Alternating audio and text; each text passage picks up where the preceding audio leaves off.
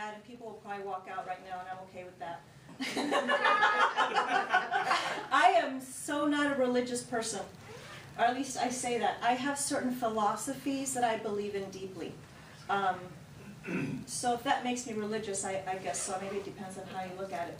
But I follow certain philosophies that I believe help me improve my life and improve the lives of others.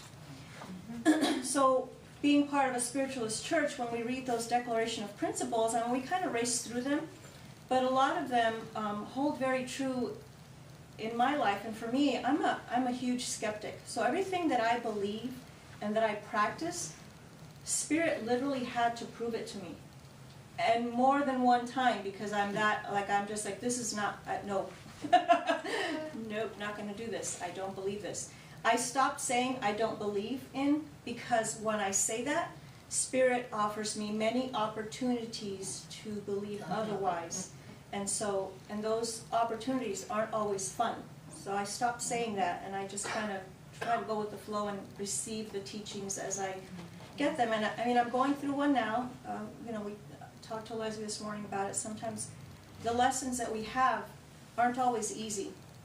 But what I want to talk about today in particular is the Spiritualist Principle number 7 that we go over, that says, we affirm the moral responsibility of individuals and that we make our own happiness or unhappiness as we obey or disobey nature's physical and spiritual laws. So I also work as a Terra-psychic, meaning that I try to be very in tune with nature. I spend a lot of time in the outdoors, and if you pay attention to nature, nature does not need help knowing what to do. Nature goes on its cycles, it goes with the flow, it just moves, we've got 4 elements that know, that help with that. If you pay attention to the planet and how nature works, the animals, plants, all that stuff, they just know what to do and they kind of go with the flow, but we don't, because our brains tell us things have to be different. They have to be a certain way, so we kind of go against that. And that's what I want to say is, nature's physical laws. If we paid more attention to that, we'd have a better understanding of things.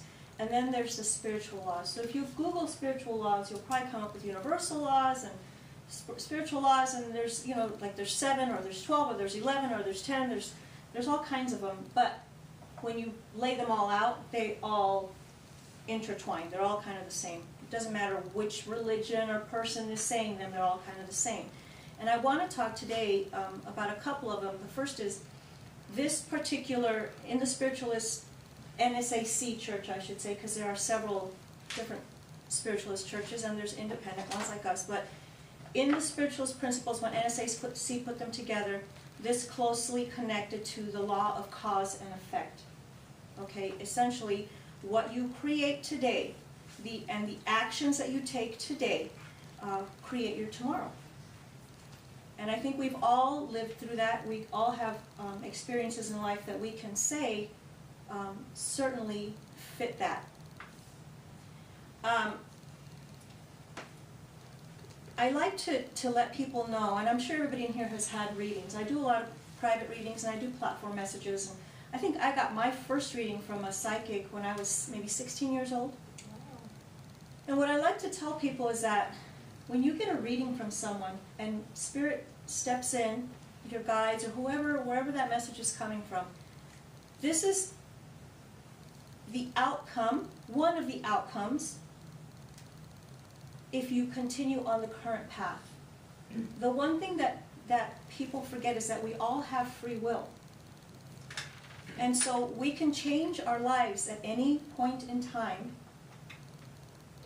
And number 7, this principle tells us that, right? We create our lives. We do this often. I think one of the biggest things that we all see and we all experience is negative self-talk, right? And negative self-talk can be crippling because it can pull us down like literally a spiral, a vortex, where you start to think it. And what we always forget, and I'm one of those people too, you just forget because you put this thought out, and the universe is just like an order taker. I'd say this all the time. The universe is like your server or your waitress or waiter. It just writes down what you're saying. It's not looking if it's a negative or a positive, like, this is what I want. If I say, I hate my job, oh, Juanita hates her job, give her some more job that she hates. Juanita loves hiking, oh, give her some more experiences about hiking. It doesn't matter either way, you're just putting a statement out there and the universe says, here you go, here's some more of that, here's some more of that, because it's not really listening to the fact that you are for or against something. We put that emotion and feeling behind it, but then we send that out and then we get it back.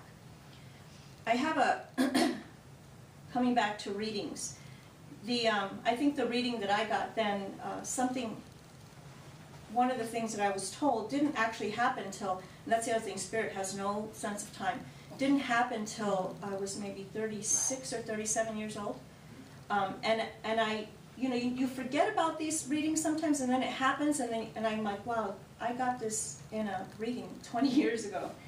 But I try to tell people, take the readings as you are, take what Spirit is giving you, and use it to your benefit, right?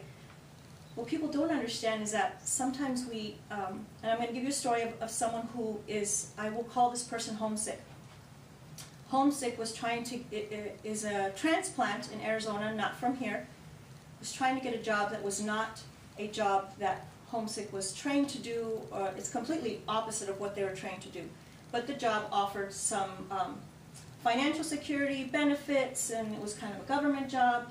The process, the interview process, was very lengthy.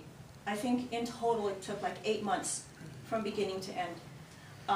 And so during readings and, just checking in with Spirit, it was always positive, like, yes, you're going to get this job. Yes, you're going to get this job. And so Homesick was happy because Homesick was like, finally, some stability, and I'm going to use this job to do a couple of things. It was a stepping stone for Homesick.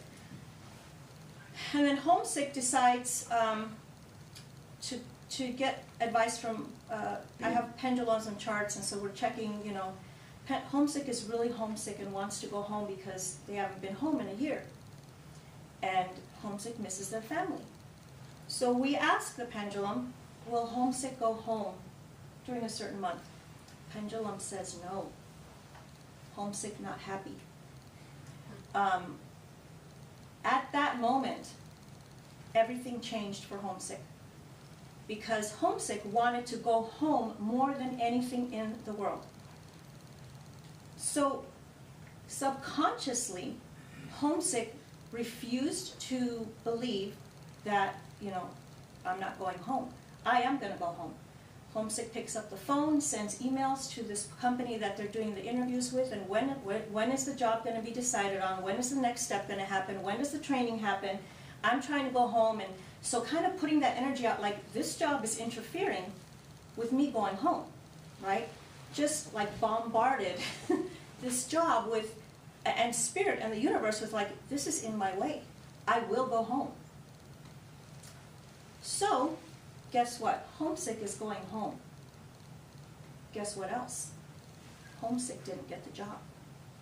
That very last step did not work out for Homesick, because now Homesick is saying, yeah, the job's cool, but I must go home.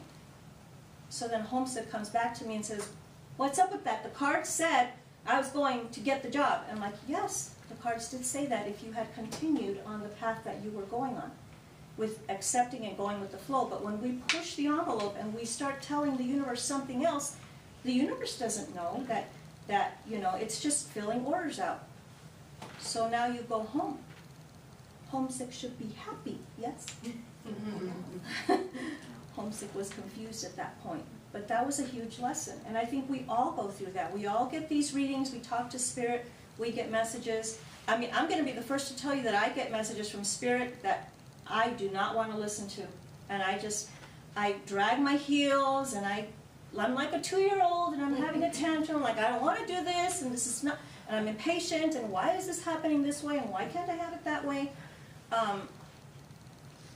We don't pay attention. The universe knows. We send out our things, and the universe also knows, and our guides and spirits know what we should be doing, right? They kind of try and help you, but they're not going to stand in the way of your free will. You make the choices. You decide if you're going to be happy or you're not going to be happy.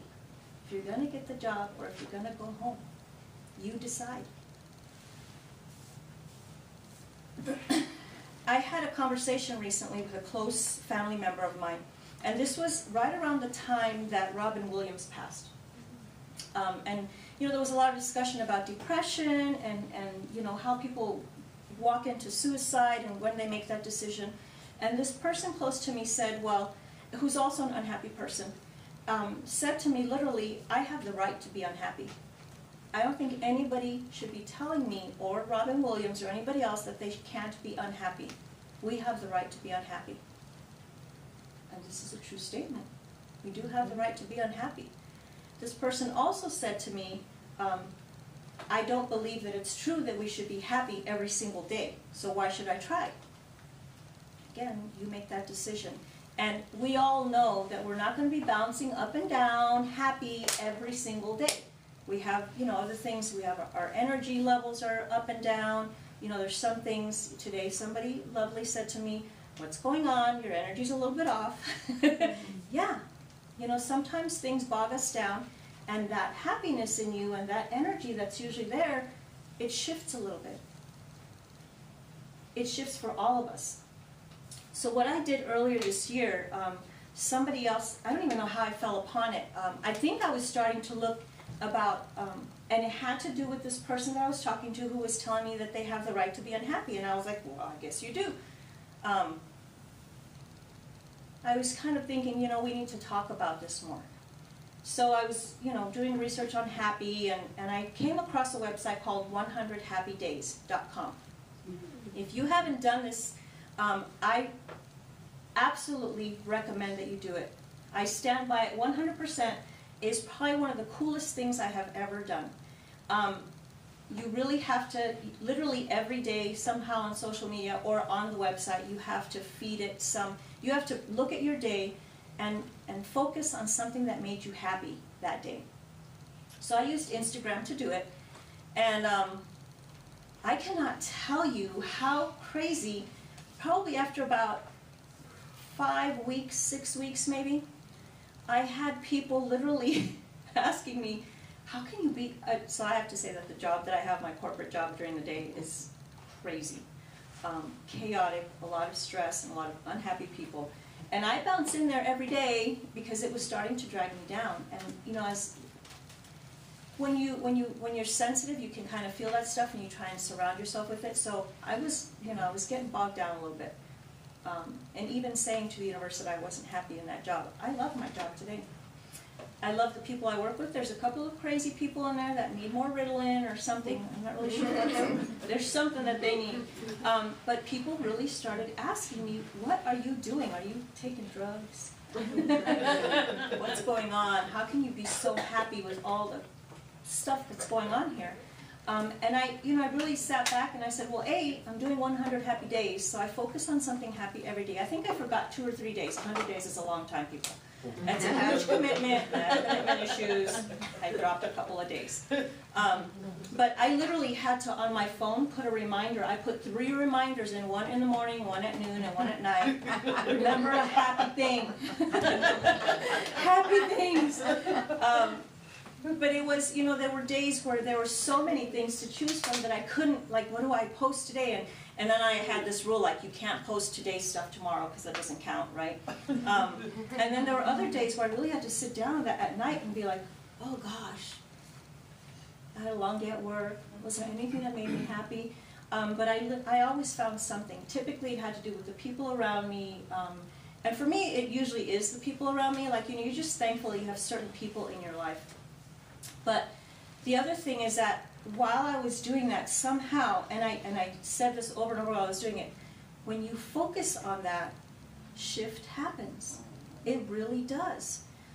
There were so many things that I kind of just let roll off my shoulder and off my back at work because, you know, people get really intense about the job. And I sat back and I'm like, listen, this is not a life or death situation.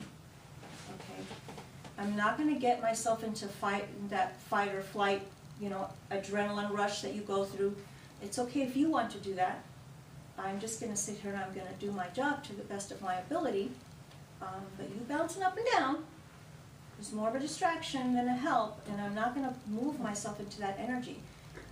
And that somehow happened together with this focusing on the happy things, because you lighten your energy. It's like you raise yourself up a little bit, and you start to look at things like, you know, is it really that? I mean, I still did my job. I still did everything I had to do. Everything got in on time. Everybody got what they wanted.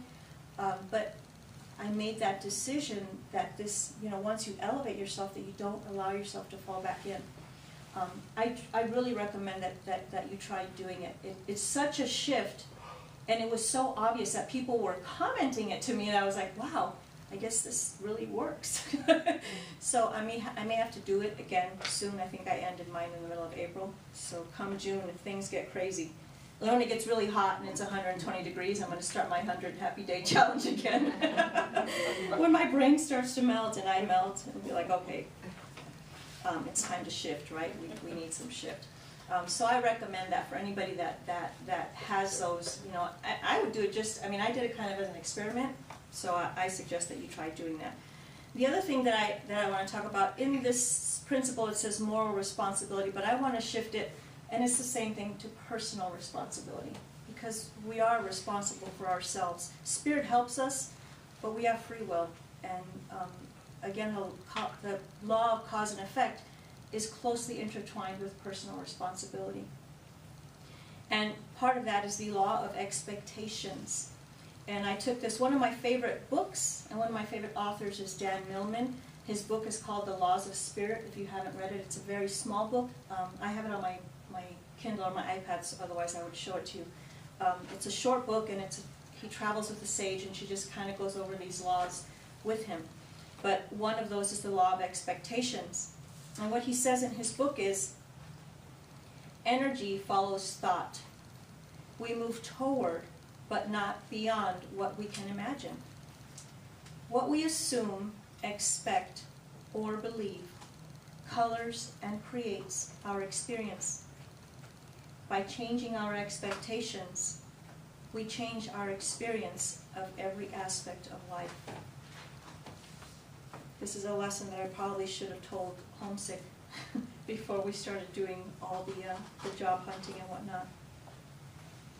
And I guess what I just want to bring to light is be or don't be happy. But the job is yours, one way or the other. If you feel that you can't be and you want to be, ask for help. There was a time in my life, probably 10 years ago, was it 2015?